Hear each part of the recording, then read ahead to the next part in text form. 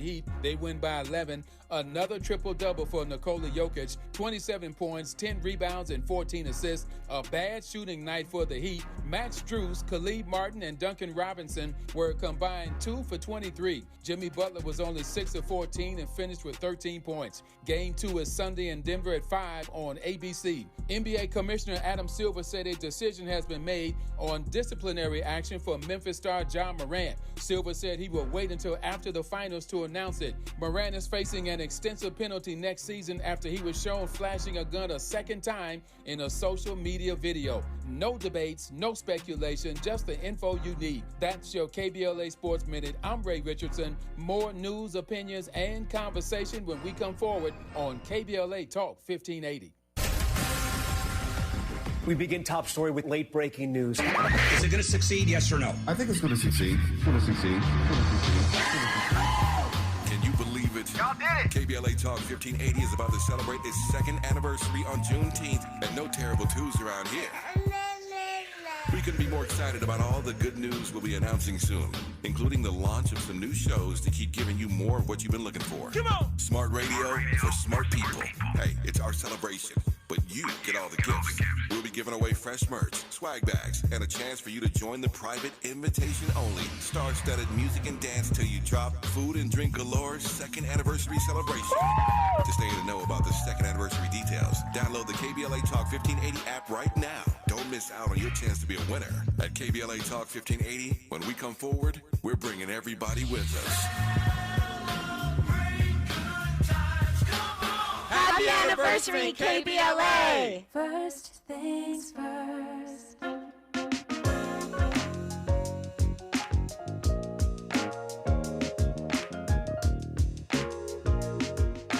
First things first, it's the DU General, Money B. I'ma put you up on the schedule.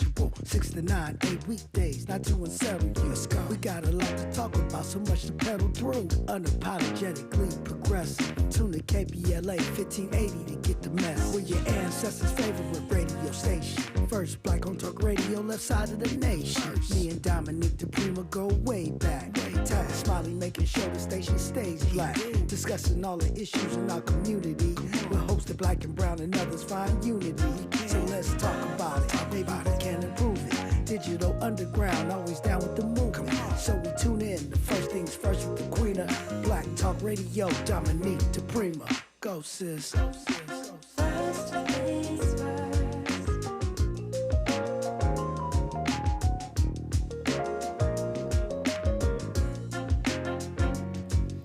Good morning. God bless.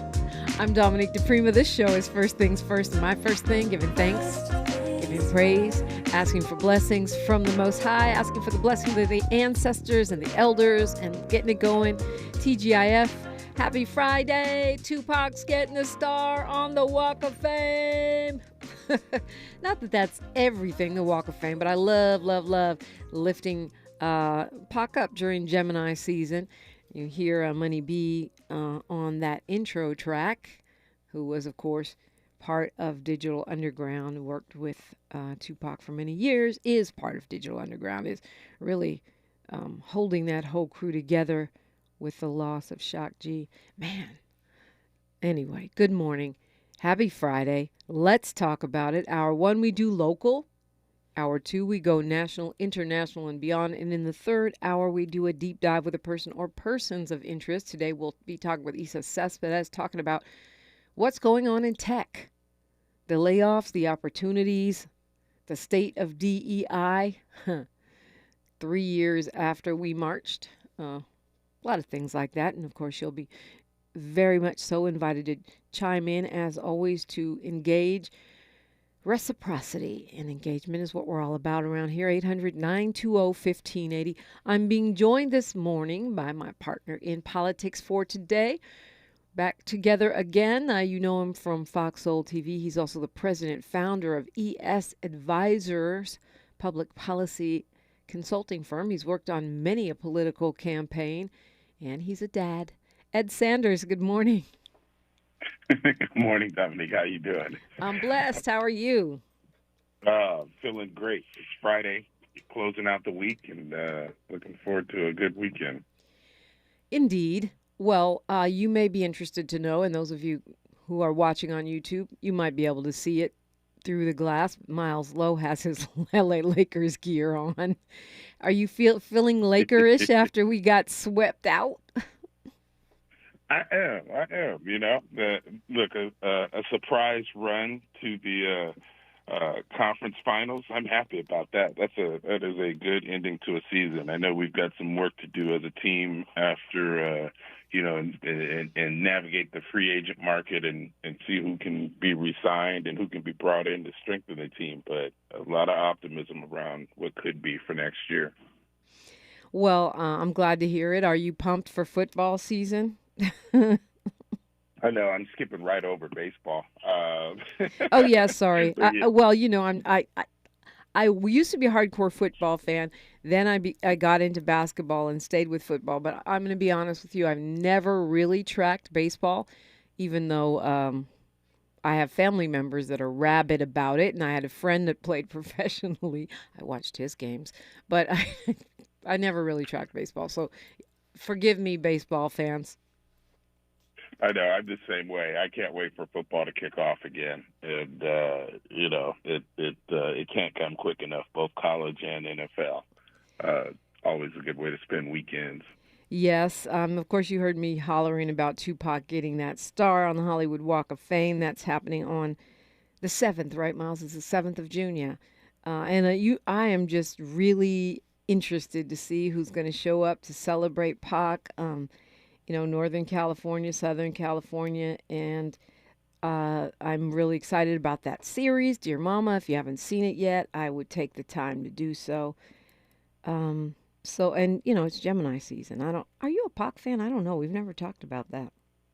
Oh, I love Pac. As you said the story, I was sitting here, I was thinking, Pac doesn't have a star on the Hollywood Walk of Fame. I'm surprised it's just now occurring. But Pac. You can't grow up on the West Coast and not love Pac. Yeah, it may be that it wasn't really a priority for his mom, Afeni Shakur, who, took over when he died, took over the estate, made sure that they retained ownership of the songs and intellectual property and stuff, which I imagine was a pretty big job. Most people wouldn't take on that. Transcended music into movies, right, and into acting. He was part of the early group that rose to fame during on the backs of rap, but quickly transitioned over to film. John Singleton and others. There was this new wave of where we could see ourselves. Right. and he was at the forefront of it. Which opened the doors to where we are now, which is, so much more content, with black people than we used to see. And other folks catching up a little, but not as quickly. You still don't see indigenous people. You don't see hardly zero Arab Americans. But you do see more black folks than we used to see in Hollywood, so that's a good thing. Well, it's one of the reasons to keep an eye on the Writers Guild strike, right? Yeah, exactly. With all of the different. That's what makes that storyline really important. I think of some of the new African American writers in the world. A few of them, went to Howard with me, and I hope the best for them because, as you try to figure out with all these different platforms now where movies can and what is the pay scale, I hope that the pay scale remains strong for the writers. Yeah, because what they're complaining about is with the streaming services, the whole season is compacted. We don't have these 26 episode seasons. They might do 7 or 10 or, something like that, which means the writers are getting paid over a shorter period of time. And then with the streaming services, they don't get the residuals that they used to get. So they're getting a smaller piece of the pie. And the LA Times had a really interesting article about how the WGA writers, the union writers, are saying that the studios say they have no money, but yet the studio chiefs, the executives, their money has gone up.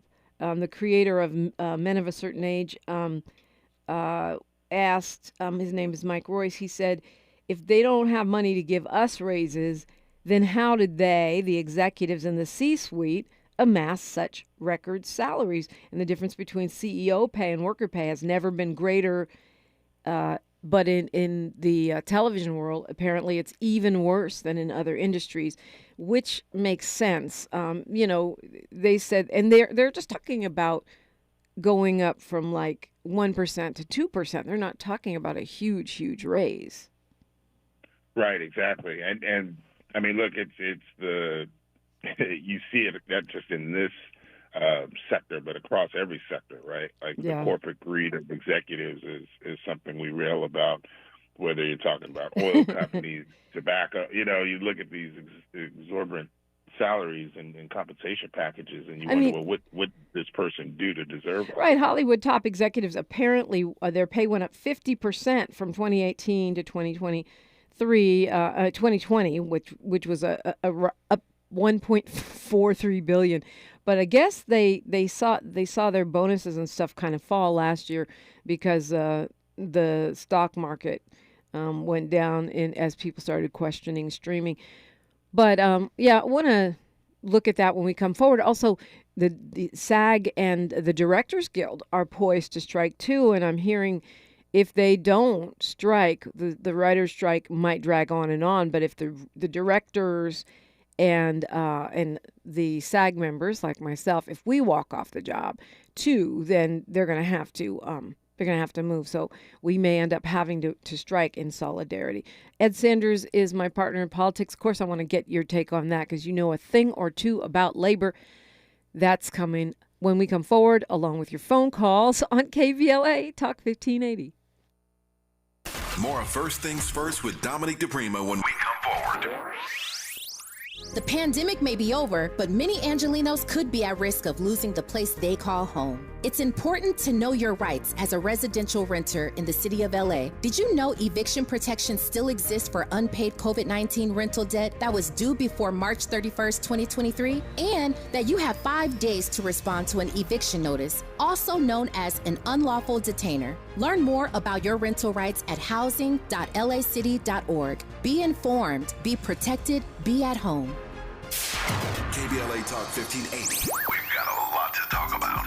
KBLA Talk 1580, connecting you with services and solutions. South Central Youth Empowered Through Action is the youth component of the impactful CBO, known as the Community Coalition. South Central Youth Empowered Through Action has chapters at almost every South LA high school. Say Yeah, as they are popularly known, is located at 80th and Vermont, but serves young people all over South LA. Under the COCO umbrella, they train youth organizers, help underserved scholars prepare for college, and work with students to help them gain admission to top universities. South Central Youth Empowered Through Action fosters teen activism, where young people have led campaigns moving tens of millions of dollars to South LA schools and forcing officials to make AP classes available to students in under-resourced institutions. SCEL scholars have taken part in the March on Washington, been published in major news outlets, and been elected to city council.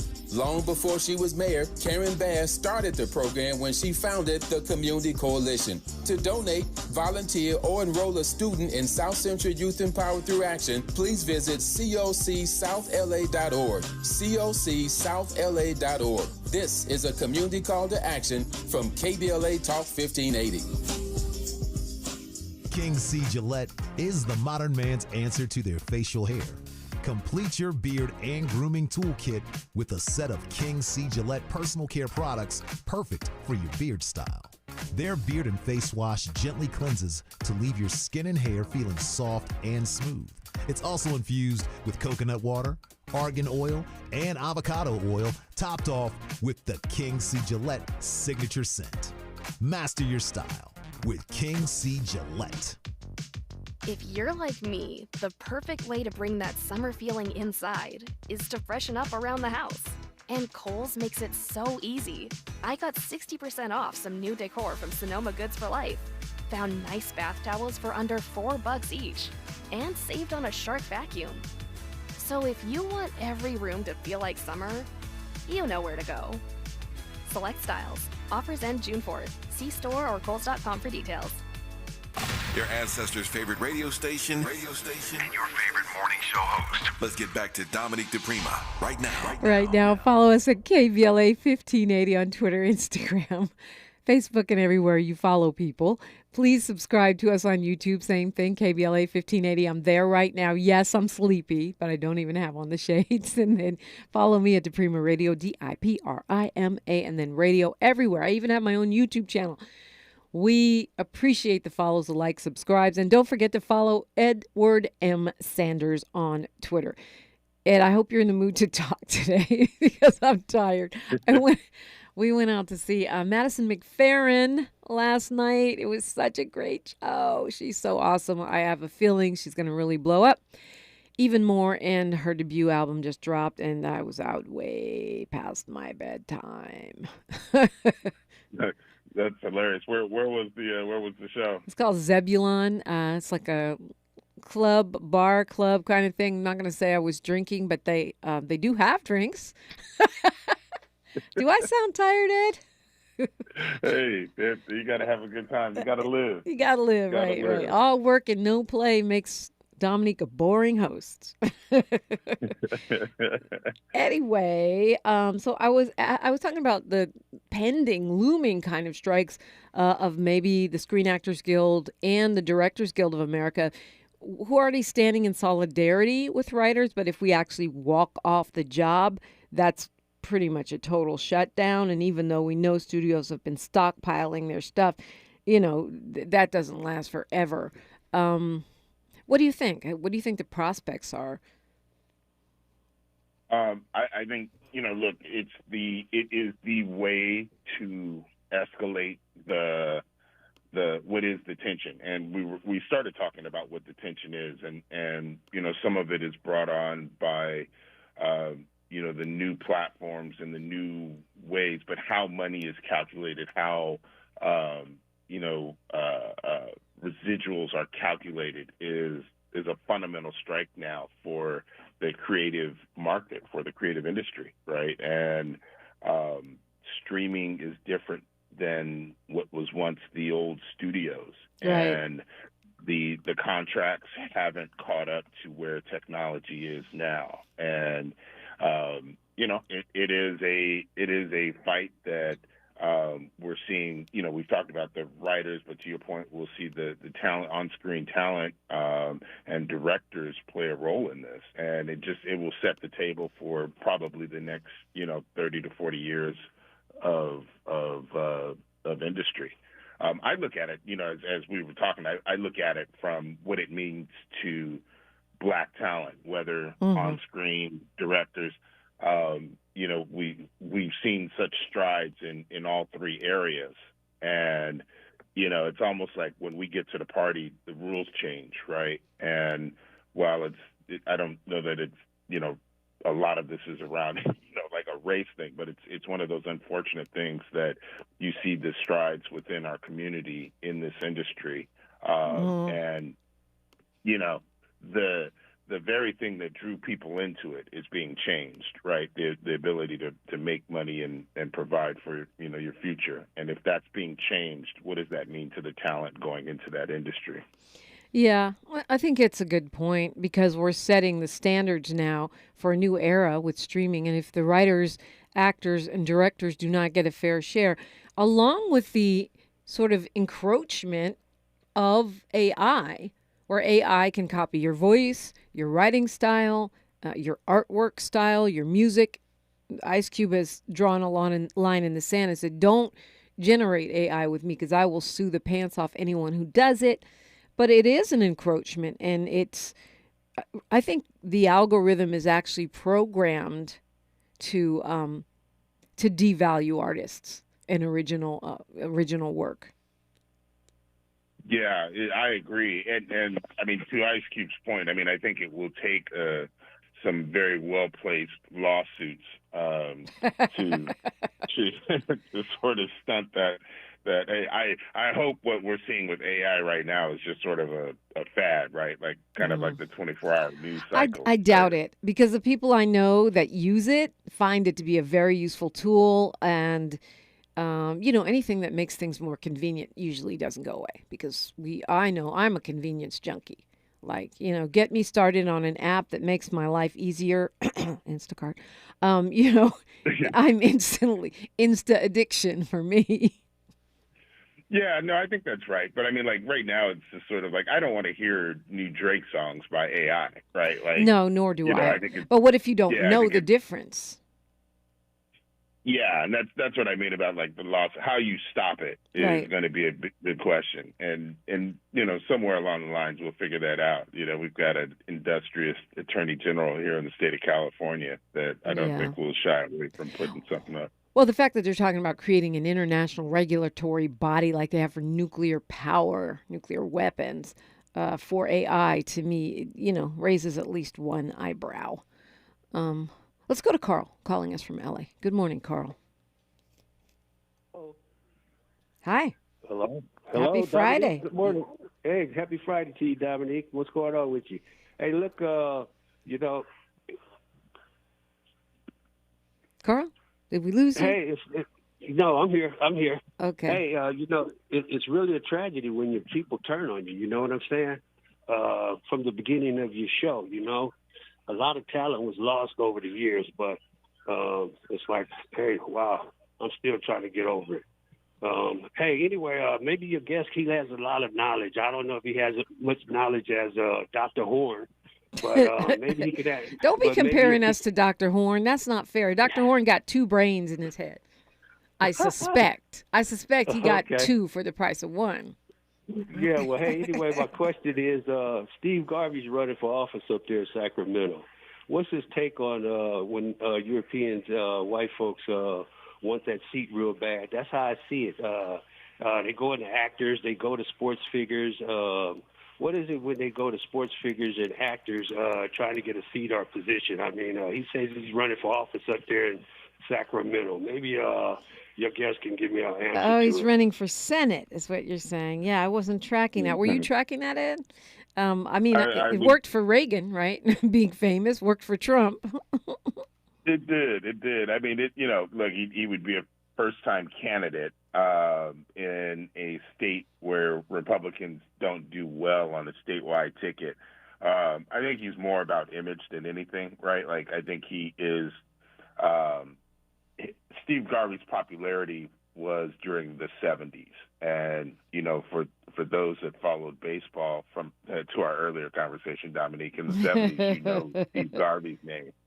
And here's the real question. Could he even play on his popularity as a Dodger to get people to vote for him? And I don't think so. I think what he just represents is, a potential candidate with an image that runs counter to what the national Trump candidate looks like. I don't know anything about Steve Garvey's policies, but I don't know that he's necessarily a Trump guy. Right. He's running as a Republican, but you're saying maybe a more palatable kind of Republican with some nostalgia cred. Because he's 74. Yeah. But I mean, you've consulted on many a campaign. Name recognition, or ID as they call it, is actually a big deal, right? It's really helpful. I mean, look, everyone has a framework for you, right? And it's like I say, those that grew up in the 70s and have some sense of Steve Garvey as a player. I'm sure he's done some things in the past that you may or may not like, but it's not like it's at the top of your mind. So, and this is a country that has a good sense of sports hero worship, right? And so, a former athlete, that sort of thing. But yet he's no Herschel Walker. I mean, I mean, it lets his email in the door, right? Like you'll be able to read and understand. He'll get a first look. Now, if he's crazy like Herschel, you'll push him to the side. Right. Well, I doubt. Well, I mean, who knows? I don't know much about. I don't know much about Steve Garvey. But I mean, I can see why Republicans are saying, okay, let's back this guy because he does have the name ID, and they're not going to win the Senate. They're not going to beat Adam Schiff. They're not going to beat Katie Porter. They're not going to beat Barbara Lee. I don't know much about Eric Ely, who's also running, but apparently all of them Well, Porter, Schiff, and Lee have raised 7 figures, which is pretty significant, right, this early on? It is. I mean, it means that this is going to be a really competitive race. A lot of money pouring in. It's going to be interesting to see. From my perspective, I'm interested to see what issues actually shape the campaign. But with a lot of money, I hope you'll start to see the differentiation between the candidates. I mean, the other thing here is that we have a top 2 system, right, statewide. So you don't have a Republican and a Democrat automatically winning like we used to have. So if he won't make it out of the primary, most likely you'd have Porter versus Lee, or Schiff versus Lee, or Porter versus Schiff, or something like that. It's probably not going to be a Republican in the top 2. Oh, I don't know about that. Really? Yeah, I mean, to your point, if you've got 3 strong Democratic candidates and 1 strong Republican, that Republican has a good chance of collecting enough Republican votes to be number 2 against 3 candidates. Well, I mean, I can see what you're saying. I just think with that kind of war chest and Katie Porter and Adam Schiff and Barbara Lee all have very good name recognition as well. But your point is they're splitting the Democratic ticket, the vote. Right, exactly. Enough that a Republican could sneak into the runoff. Now, head to head against a Democrat, I don't give them. I give them about as much chance as the Clippers winning the NBA title. But Well, it is Pride Month. June is Pride Month. I'm not going to take the bait on that Clippers diss. I'm not doing it. Go Lakers. I'll just leave it there. Anyway, but it's Pride Month, right? And amidst this conservative backlash that's gripping the country, you don't expect it in California, but we've had a couple of incidents. Someone burned some Pride stuff at I think it was an elementary school. Now they've got security up at Satakoy in North Hollywood because parents are out there protesting any recognition of Pride Month at that campus. Now, I get that it's an elementary school, but little kids know it's Pride Month, and I don't know. You're a parent. To me, that seems dumb. And by the way, by you protesting it, you're making it a much bigger deal. And sort of, I would think you're probably influencing kids in weird ways too that are unintended. Yeah, I mean, it's always interesting to look at something from a kid's perspective, right? Yeah. Like, what do they understand, of the issue to begin with, right? And it's not just pride. It's also sort of the question of diversity, race relations. What does a young child actually understand about the issue? As adults, you have the context of history and understand why there's even the conversation in the first place. Like, this is why we have Pride Month. This is why we have African American History Month. And as an adult, you understand that context. Query whether kids do. But, yeah. I mean, look, we're going into a presidential election year, right? Right. And Hold that thought, because we have news, traffic, and sports here. I want to hear what you have to say about this backlash that we're seeing. There are parents out there with their "Leave Our Kids Alone" signs. Some are keeping them home today. It's KBLA Talk 1580. She's reclaiming her time on KBLA Talk 1580. More First Things First with Dominique DiPrima when we come forward. I'm Mike Moore. Here's the latest from the Black Information Network. Over a dozen witnesses have testified for the prosecution in the first 3 days of the Pennsylvania synagogue shooting trial. Robert Bowers faces over 60 federal charges for the 2018 mass shooting that claimed the lives of 11 people at a Pittsburgh synagogue, and prosecutors say they might ask for the death penalty. Bowers has pleaded not guilty, even though his lawyer has acknowledged that he was the shooter as part of her defense strategy.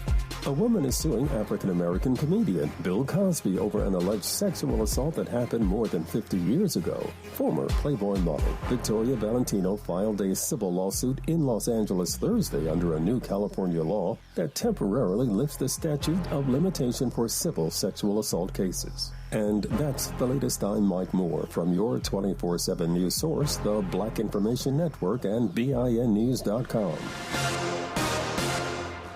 Pool season is here, but open roles got you underwater? Check out Indeed. Their powerful hiring platform makes it easy to attract, interview, and hire candidates. Visit Indeed.com/credit and get $75 towards your first sponsored job. Terms and conditions apply. If the weather calls for rain, then the rain calls for mosquitoes. Keep them away with STEM. STEM is powered by active ingredients found in plants to repel mosquitoes safely and effectively when used as directed. STEM, rooted in nature, optimized by science. This is the KBLA Sports Minute with Ray Richardson. The 10-day layoff had no effect on the Denver Nuggets. In Game 1 of the NBA Finals, the Nuggets put on a very efficient performance against the Miami Heat. They win by 11. Another triple-double for Nikola Jokic, 27 points, 10 rebounds, and 14 assists. A bad shooting night for the Heat. Max Strus, Khalid Martin, and Duncan Robinson were combined 2 for 23. Jimmy Butler was only 6 of 14 and finished with 13 points. Game 2 is Sunday in Denver at 5 on ABC. NBA Commissioner Adam Silver said a decision has been made on disciplinary action for Memphis star John Morant. Silver said he will wait until after the finals to announce it. Morant is facing an extensive penalty next season after he was shown flashing a gun a second time in a social media video. No debates, no speculation, just the info you need. That's your KBLA Sports Minute. I'm Ray Richardson. More news, opinions, and conversation when we come forward on KBLA Talk 1580. Everybody in the house, make some noise!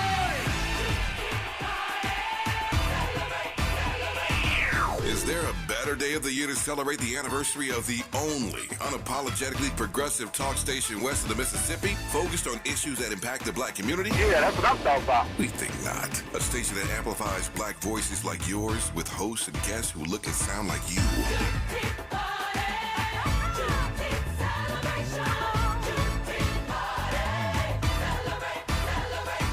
Celebrating our second anniversary on Juneteenth. We're KBLA Talk 1580. And you ain't seen nothing yet.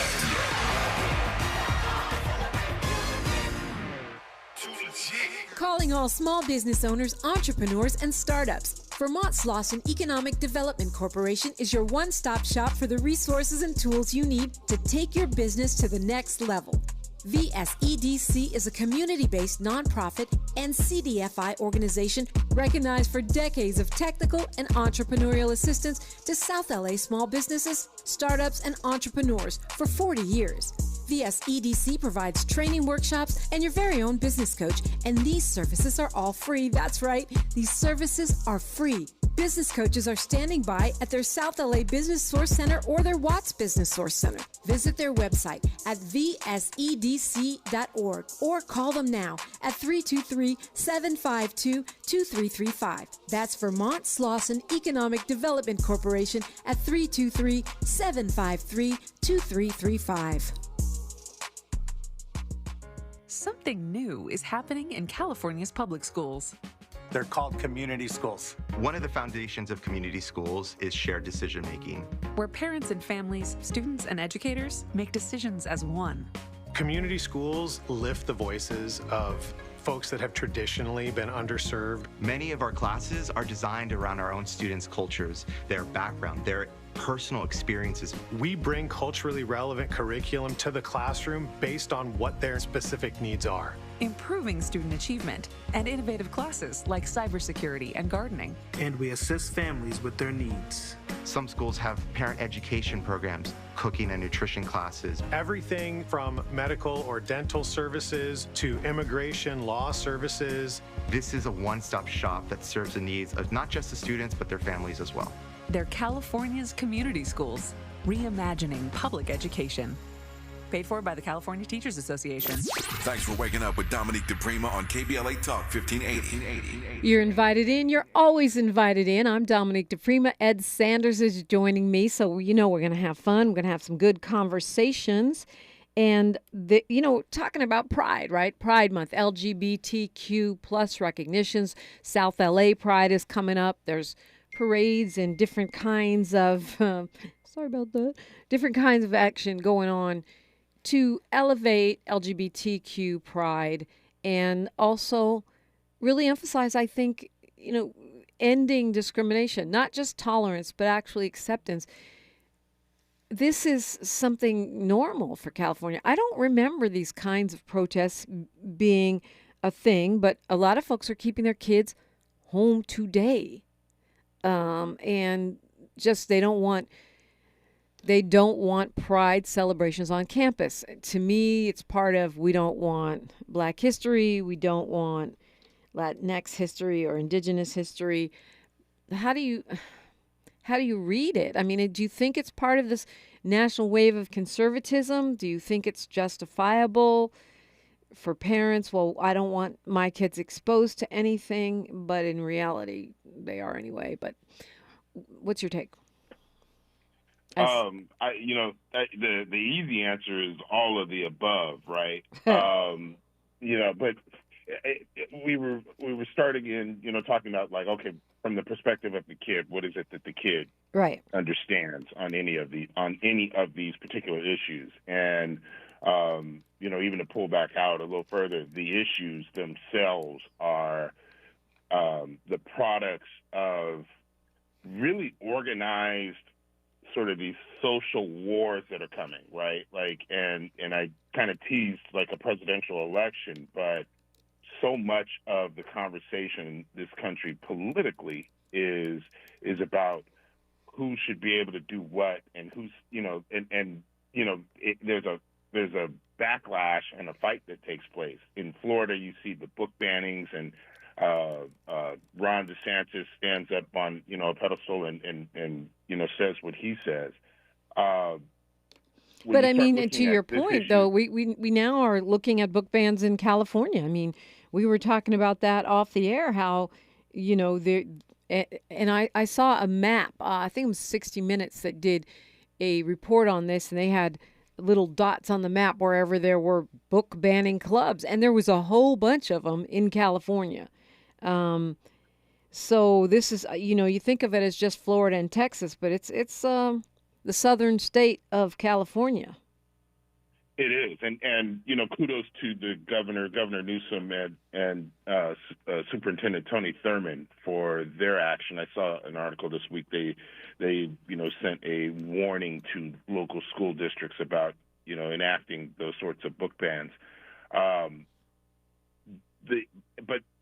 part of the reason that they're having to do that is it's a really organized effort to do that. Like, it wasn't just one local school district in Florida doing it. They were being egged on by really conservative groups to do that, and they've been doing that nationwide, right? And so, and by egged on, do you mean financed? Financed, right? Exactly. Yeah. So what you see is like a real concerted effort to have these debates, right? And so when we talk about Pride Month and what you're seeing with these protests, a lot of this stuff is organized, by groups and well-funded and that sort of thing, just to have the conversation in the media. Now, for me, in the end game, look, when I look at something like this, I look at it as an educational experience, right? Whether or not you agree with it or not, the way I learned is I had to see something, experience. You look at it, you get information about it, you make your own decision about it. I've never been fearful of information. That to me is sort of a silly tact. And so when I look at education, I give people an opportunity to see what it is, understand an issue, and make your own decision. If parents want to pull their kids back out of school, for a day, fine, do that, but, in the end game, I think anyone that tries to limit information to someone's understanding, I think, you're kind of missing the point on how you raise children. So at any rate. Yeah, I mean, you say that, that's a general you.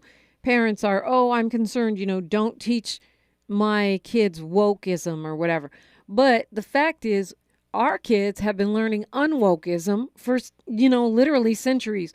We go to school and get taught anti-blackness. How do we deal with it? We teach our kids how to think for themselves. We teach them critical thinking, and we expose them, hopefully, to black scholars and progressive thinkers so that they're able to process that and reject it. Now you have one little challenge to your anti-woke, which to me is zombie bubble, then now it's a huge problem. But you know, it's I fear that we're going to see more of this kind of thing. Yeah, I think so too. I mean, it's newsworthy, right? And so, yeah, you're definitely going to see more of it.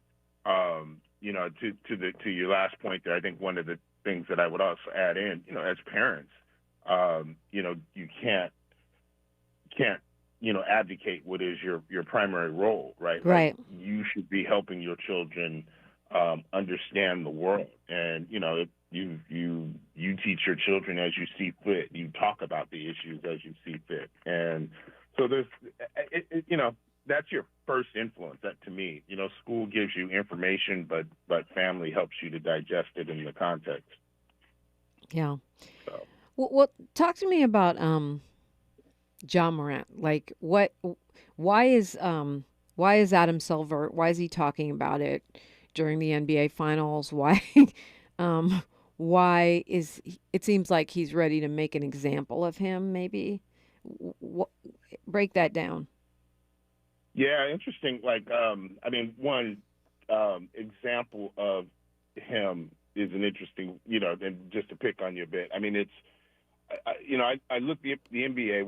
First and first, I mean, like, Adam Silver was holding his end of the year press conference, right? And it coincides with Game 1 of the Finals. So this hits the news, and he was asked a lot about, you know, John Morant and, you know, the most recent Instagram video where he was holding a gun. You know, to me, it's just one of these things. The NBA is a media company, and the image that it projects matters. It just does. You know, John Morant, you know, not an NBA player holding a gun. Honestly, I don't have a problem with it, right? Like, you're saying if he wasn't an NBA player, it would be different. Yeah, because of what an NBA player is marketing, and you know, you just have to know what you represent, the reason why you're able to make the money is because NBA attracts the eyes of you know, not just sports fans but kids. You know, you can see it in the advertising. Athletes are advertising cereal and, you know, everything that's geared towards kids, right? Shoes, that sort of stuff. So there's a real heavy influence on young people. And, you know, I think to Adam Silver and the NBA's credit, they're keenly aware of the gun violence issue within, you know, the African-American community, and don't necessarily want one of their biggest and brightest stars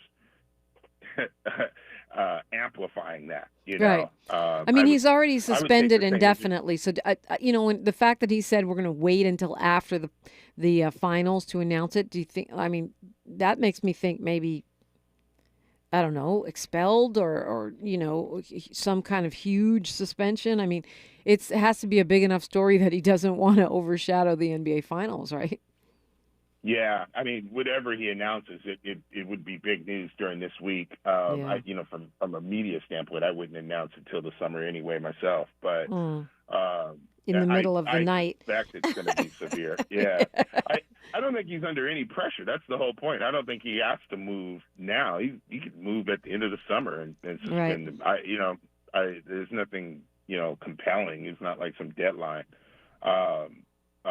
I think, you know, that franchise wants some clarity on what they're going to do going into the draft, that sort of thing. But, you know, he's going to pay some kind of price, right? Like, and it's going to be time. It's going to be, and query whether it even gets to the issue, right? Like, he had the suspension and he's right back at it again. You know, it's really a question of maturity and understanding with John Morant, the individual. And, you know, there's been one element of patience. This will probably be the second. I doubt there's a third, right? Yeah. Usually that's how that goes. Well, look, a major Hollywood actor who's also big-time Scientologist got convicted in court this week. Haven't talked about that. Danny Masterson from the 70s Show. We'll take a look at that when we come forward on KBLA Talk 1580. The station you turn to when you've had it up to gear with cultural incompetence. KBLA Talk 1580. Mom's early Alzheimer's diagnosis was hard to take. And when I left the Evanon, we decided together that it was time to see a doctor and make a plan. Early detection gave us more time to seek out information and support as a family. If you or your family are noticing changes, it could be Alzheimer's. Talk about seeing a doctor together. For more information, visit alz.org/time to talk. A message from the Alzheimer's Association and the Ad Council. KBLA Talk 1580. Tired of being locked out of job opportunities and shut down by systemic racism? KBLA stands with you in fighting for the rights of black workers, and we don't black down. The Los Angeles Black Workers Center is a dynamic alliance of workers, organized labor, community-based organizations, clergy, students, and scholars, working collectively to improve the position of the black working class. The LA Black Workers Center takes a comprehensive approach to addressing the black jobs crisis. Their programs promote access to quality jobs, racial equity in hiring and retention, discrimination-free job sites, and they prepare black workers for employment in high-wage, career-track jobs. The Black Workers Center supports workers who need help protecting their rights on the job. They give workers access to quality jobs and remove systemic barriers to employment. To sign up for free career readiness training, get involved in organizing around anti-discrimination, learn about union apprenticeship programs, or sign on to a trade registry, please visit www.lablackworkerscenter.org. That's lablackworkerscenter.org. Together, we can beat the black jobs crisis. This is a community call to action from KBLA Talk 1580. To boldly go where no man has gone before. Boldly taking talk radio where it has never gone before. New vistas, new voices, new views, new visions, new victories. We're KBLA Talk 1580, and we're taking public media black. Some people won't give you the real talk on drugs, but it's time we know the facts. Fentanyl is killing people. It's a powerful opioid, often made illegally and commonly mixed with illicit drugs. It can even be pressed into counterfeit pills that resemble prescription medications. Just 2 milligrams, about the size of a few grains of sand, can potentially be lethal. This isn't an ad to scare you, but it is an ad to make you think twice. Get the facts. Go to realdealonfentanyl.com. This message is brought to you by the Ad Council. We knew you'd stick around. This is LA's home for progressive talk radio. Welcome back to KBLA Talk 1580. Welcome back indeed. So appreciate you riding with me on a Friday. Ed Sanders. Danny Masterson, he was famous from the 70s show. He played Stephen Hyde. He's, a pretty famous actor. Was convicted of 2 counts of rape this week. It was a second trial on charges that he sexually assaulted 3 different women he met through the Church of Scientology, where he is a member. It's been a long legal battle. One of the third count that the jury deadlocked on, so they threw out, was a woman who was apparently his girlfriend for many years, who also accused him of rape. But the other 2, he was convicted. And he could be doing up to 30 years in prison. Sentencing, I think, is in August. This was a case that was hung on all counts in 2022. Now he's been convicted. And of course, the Church of Scientology, however you feel about it, is very rich and very powerful. They own a lot of land, buildings. They have a lot of celebrity actors and whatnot. And there has been, I don't know if you watched that series with Leah Remini, but there's a lot of allegations there about how they influence some police and law enforcement officials and the like. So this is kind of a big deal, this conviction. Yeah, it's a big deal for the point that you just made about the Church of Scientology, right? Like, in the end game, Danny Masterson, simply put, is someone that took advantage of women and is being punished for it, right? The reason why it gets newsworthy, I think, is because the interactions come out of the Church of Scientology, and I remember that story kind of coming to the forefront during the mayoral race and, connections to the church, that sort of salaciousness is what makes this newsworthy. Look, in the end game, the way I see it, it's a guy, is being punished for exactly what he did, which is, drug unsuspecting women and have sex with them, right? And I'm not even going to say have sex; he raped them. Yeah. And he should go to jail for that. Like that's the punishment for that. Yeah, I also think it's of note that the church does get involved. Like, they have been going after journalists that are writing about this and opining about this and claiming that they're discriminating against their religious freedom rather than simply reporting, like you said, on a rape case. So there's layers on layers here. And it's, I think it surprised me. Let me put it that way. After it's dragged out for so long, and it seems like based on other things that I've seen around, the Church of Scientology, people that are involved with it seem to have very good luck avoiding charges for things. So I just wasn't expecting these convictions. Yeah, I mean, it's the innuendo is that it's a really it's a prominent religion within Hollywood circles, right? And Hollywood has always played a strong influence in Los Angeles area policing and sort of the judicial system here. And tended to protect.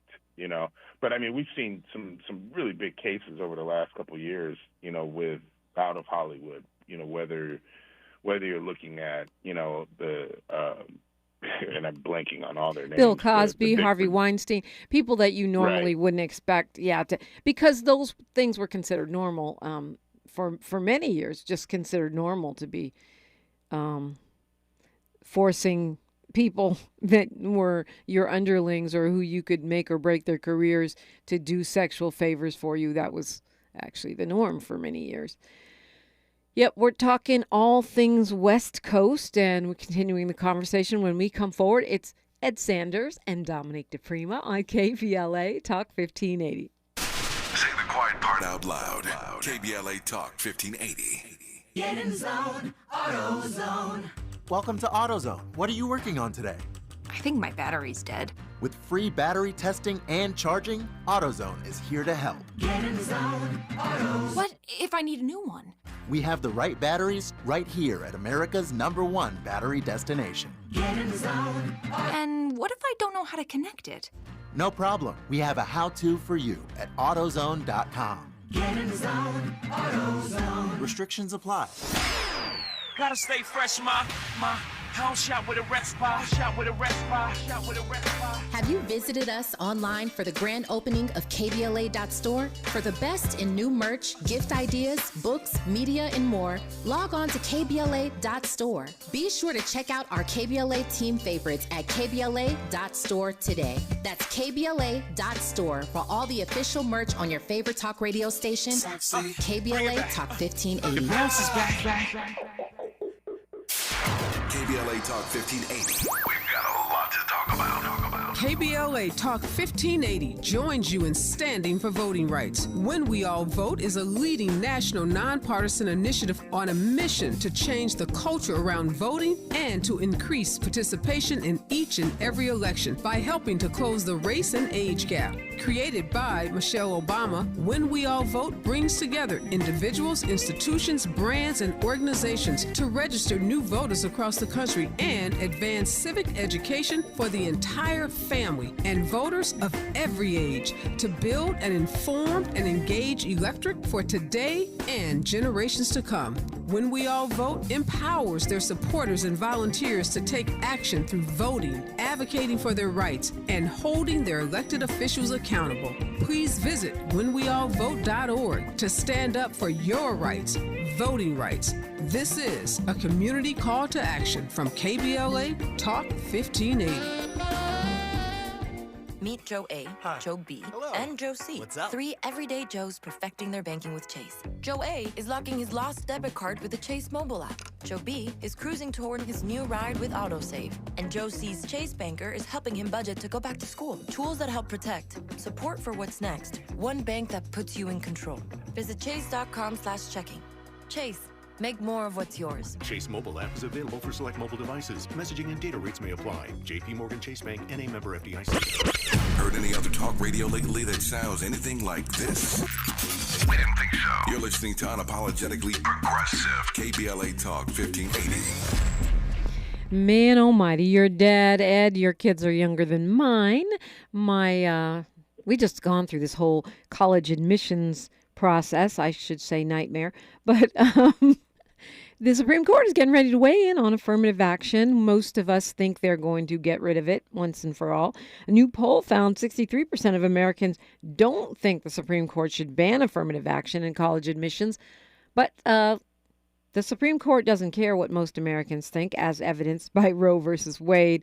Not only that, if you look at California and other states that have already banned affirmative action in admissions, they've seen a big drop in Black admissions and Latino and other BIPOC admissions, even though they've tried all these other formulas, wealth, based means tests, all this stuff. It's really erasing us from campuses, especially elite campuses. I mean, you and I both worked on the campaign to try to bring affirmative action back in California. We lost that battle. What do you say now? Yeah, I mean, this one is, really concerning, and sits sort of top of mind. For so much of the growth of the Black middle class, you can look back to how many people we've been able to get into college, into professional careers, into entrepreneurial ventures. And a lot of that is been predicated on access to higher education. You needed affirmative action because the country was structured and, honestly, it's still structured in such a way that access to higher learning, we were essentially written out of it. The country is now more diverse, but the issues still remain, right? You look at college attendance across the board, and you see how difficult it is for particularly African Americans, but also Latinos to not just secure financing, but get into the schools that matter for your future. Waiting to see what the Supreme Court does. I hope they don't strike it. Yeah, I know this is Supreme Court decision season, right? And but I'm pretty sure they will. I mean, I'm reading about it. It says colleges are trying to brace for it. I don't know what that means because in California, at UC Berkeley and UCLA, those elite schools have almost no Black people now. Yeah, I mean, hopefully, in a lot of ways, the question of like legacy, like you could say take University of Alabama. If your parents went there, you could get in there. Where they have to strike that out. I think that should be in whatever decision, however that works. But you just kind of wait. They'll probably save that. They'll, we're ending affirmative action except for legacy. That would be more, right. Characteristic of this Supreme Court. Ed Sanders, as always, thank you so much for being with me this morning. Dominique, thanks for having me on. Edward M. Sanders on Twitter, DiPrima Radio on Twitter, KBLA Talk 1580 everywhere. We are unapologetically progressive. KBLA 1580 Santa Monica. I'm Mark Moore. Here's the latest from the Black Information Network. Bowers has pleaded not guilty, even though his lawyer has acknowledged that he was the shooter as part of her defense strategy. A woman is suing African-American comedian